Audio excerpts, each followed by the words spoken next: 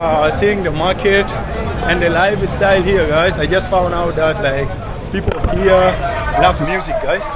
Like Ugandan, they love music. Everywhere you go, and little bit of noisy.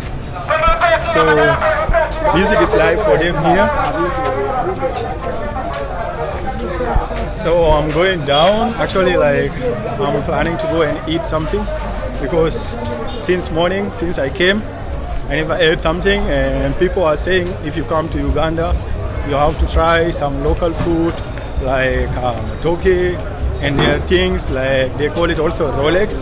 Those are the famous things here for the local traditional food that are suggested for me to try it here in Uganda, Kampala, guys. So I want to show you the local bus stop. This is really so congested, guys. Guys, I don't know the name of this bus stop, but if you are watching from Uganda, let me know, guys, what is the bus stop name. This is looks so congested. I can say maybe this is where all the bus stop and all the dropping location for all the areas, guys.